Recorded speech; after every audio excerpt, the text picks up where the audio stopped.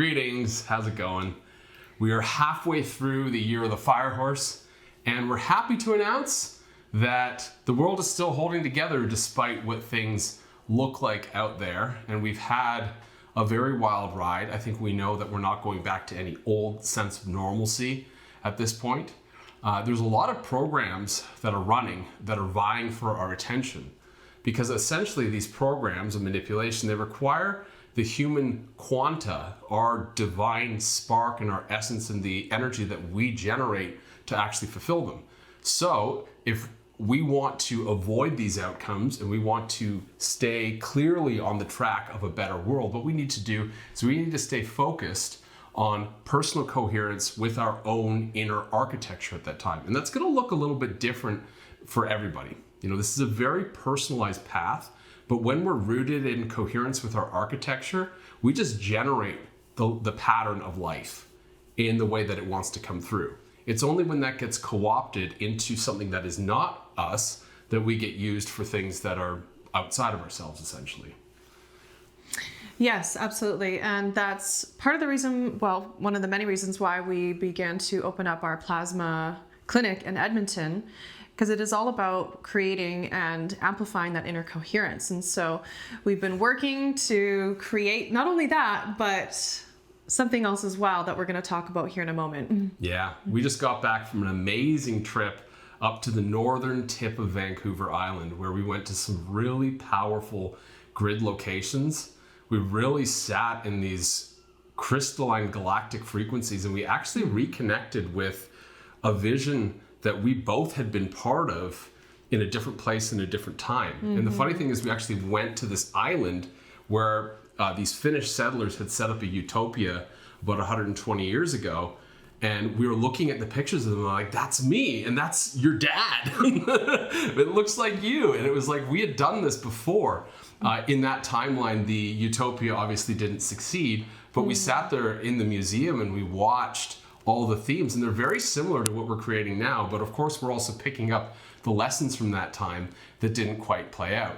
So it was a very fascinating adventure. Mm-hmm. But before that, last week, I had actually received a big vision of what's coming in 2027. And I saw it as a human, biological and energetic upgrade that's coming into place. It's like something that you could say the divine sources have been creating, and it's already there in the higher dimensions. It's just it unlocks with a certain sort of astrological timing.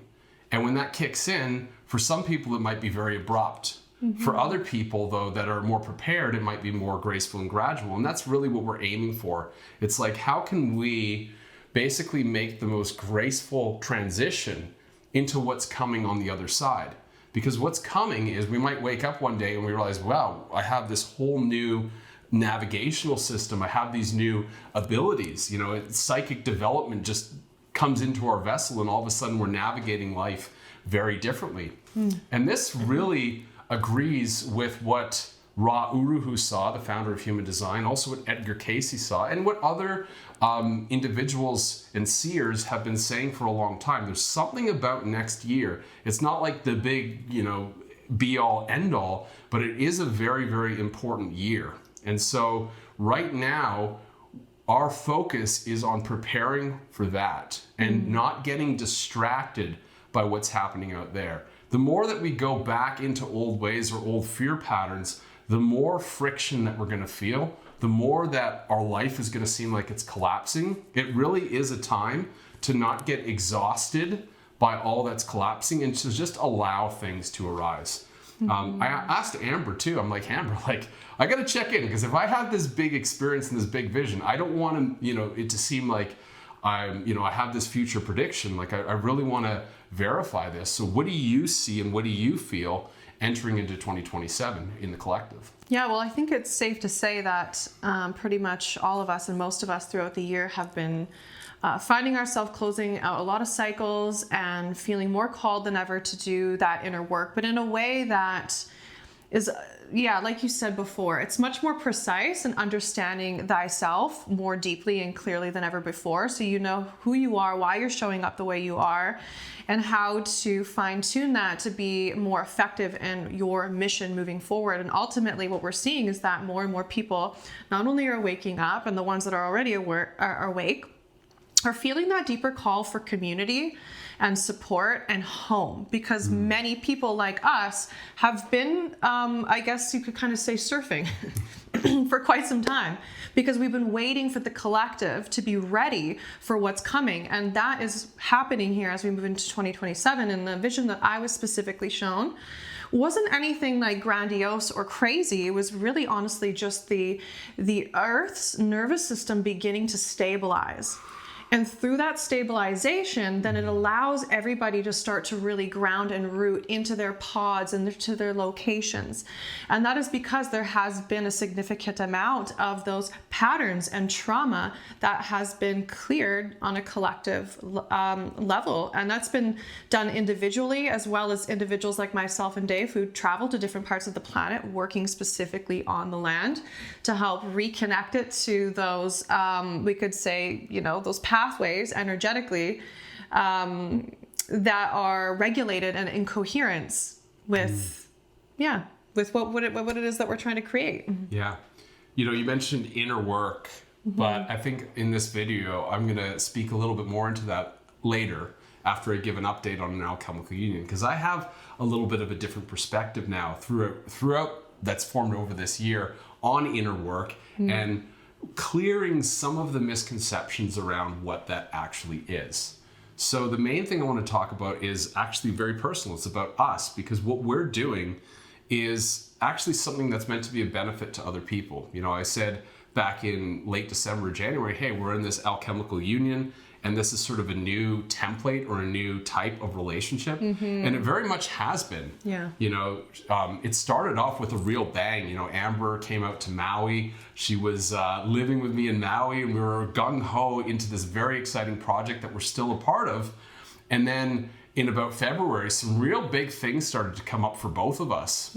Some of our old patterns, our old ways of holding guilt and shame and relating to each other, they just started to emerge. Now, the beautiful part was that for the most part, we took self-accountability. Now, there were some times in there where there was a little bit of projection, and we saw very quickly how that cleared. And we were always able to come back to neutrality after ruptures and say, hey, you know what? I take accountability for my actions. That wasn't right. And I don't want to project onto you. And so now we've developed a really harmonious way of communicating with each other and of checking in so that we can go through crunchy periods and not put that on the other person and not make them carry the burden for us. Because it's unrealistic to think that we're perfect, or it's unrealistic to think that just because we get a hit of something amazing, that's enough to sustain us throughout the myriad of experiences and circumstances a relationship brings. In truth, this type of relationship is going to unearth everything within us, because the goal is energetic merger. The goal is complete intimacy. And intimacy is literally burning away anything that stands in opposition to two souls in pure resonance. What happens when we actually resonate together and we're actually on that same page is it's almost like this toroidal spin begins to happen around us, this amplification, right, and it draws people in. Yeah. And when we're really in it, people just see us and they come to us and they're like, I want what you guys have. And we're like, well, we're just two people that are really expressing love together and outpouring that into the world. And it's a very natural outpouring that happens once we resolve those crunchy bits and once we end up in full transparency. That's a really important part of it too, is not trying to muscle our way through anything, not trying to hold tight and deal with it ourselves, but go to the other person and go, you know what, honestly, this is what I'm dealing with right now. These are the parts I can handle myself. These are the parts I'd really love your support with. And it goes both ways. I've supported Amber with a lot of stuff in the beginning, and then upon returning to Canada, my own patterns started to come up pretty deeply. You know, a lot of these patterns were about feeling grounded and rooted. They were about, you know, pushing too hard, too fast versus relaxing back into the natural sense of timing. And she really helped to remind me of that. And she really helped to show me that, hey, you know what? When you're regulated and you're not moving from fear or urgency, that's when the sequence actually progresses properly in harmonic accord. Do you have anything to contribute on the alchemical union? Yeah, it's been quite the journey, and it can be very challenging to put into words because a lot of it is not done through words. And honestly, it's really kind of similar to what we talked about in a past workshop, where we come together as these two separate fields, but these two very similar souls that have a very almost identical signature. And that's really beautiful. But at the same time, our fields also have all these patterns in them. And those patterns are of what have served us in the past, and we've gone through it with prior relationships. And so naturally, we have these two fields trying to come up against each other, and they're going to bump up against these points. And every time we had those points bump up against each other, we realized that it was ultimately just our ego trying to protect ourselves, trying to maintain control, trying to operate on outdated strategies, really. The outdated ego's not strategies. bad. It's not. It's not. We all need an ego to exist in this world, but our ego needs to adapt to actually hold source signal. Right. And it wants to challenge that container every step of the way, because it's like, is this safe? Yeah. And so through being able to dissolve that together, we've managed to be able to start harmonizing our fields together like this, so that our fields are now operating even more in coherence, not just individually, but together. And so from there, we can allow that to expand, and then others can kind of come into the field with us, and we can start to harmonize with them, and we just keep expanding the field and the network together. And we're currently doing that right now. Yeah.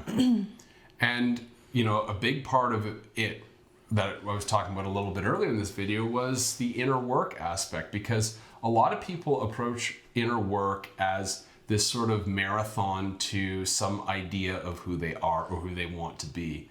But often that vision is outside of themselves, whereas inner work is dissolving any of the barriers between who you think you are and who you really are. And when you are unapologetically yourself, you're operating from a frequency of authenticity. And they've done neurological studies. They found that people operating from a place of love is already a very high frequency. But operating from authenticity is about, I think it's 400 times stronger of a signal. So when we combine love and authenticity together, we're now emanating this powerful field. And when that's done with two people, it's not an additive function. It's like a synergistic, multiplicative function. So it grows exponentially greater when the two of us can be authentically ourselves. And what I really found about this was that I kept going back to our architecture. You know, I'd be running Amber's Triadic Codex, running my own, and I'd be looking at hers, and I'd be like, hey, is this true of you? She's like, oh my God, that's me. That's totally true of me. And I'm like, oh, I feel like I know you more. I feel like, you know, there's something I knew about you that's amazing and unique, and it wouldn't be something that I would normally assume based on past interactions with women, for instance.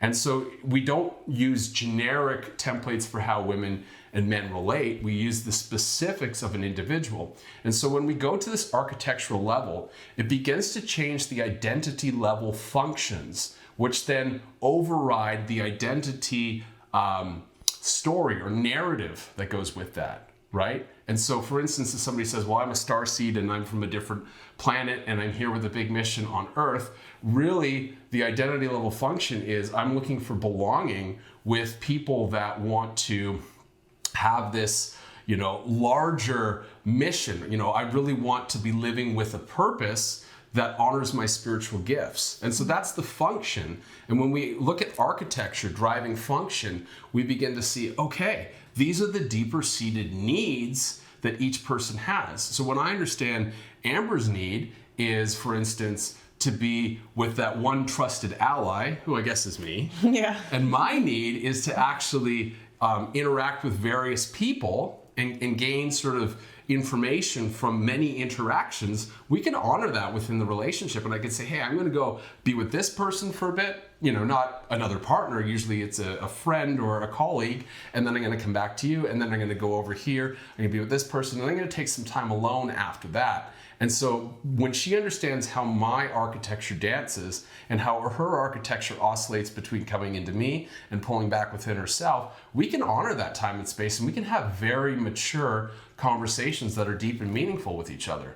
So this is really how inner work becomes about honoring ourselves and knowing what that architecture looks like in the first place to drive behavioral changes in ways that feel more authentic to us.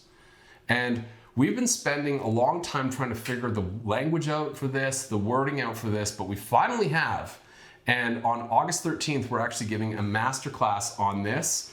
And it's stop trying to become someone else, stop trying to do, you know, all the hard inner work, come back to yourself, and how architecture can drive your healing and personal growth and actually help you attract the things that you truly desire, not the things that you think you want. So information on that is in the description below this video, but we thought we'd give you a nice little update of our own journey along the way and what might be coming down the road. I don't want to attach too much to what we've seen here because it is a, how to put it, shifting sands. Yeah. There's shifting sands at this time, so we've got to honor that as well. But thank you so much for watching and for being a part of the journey with us. Yes, thank you. We're going to be putting on this masterclass. We're going to be offering a lot more. We're going to be putting out more videos like this as well. And at some point, we're going to really be talking about a lot of what we've learned through this alchemical union journey. Yes, together. lots to share on that. Yeah. Take care for now. Bye. And feel free to leave a comment. Bye-bye.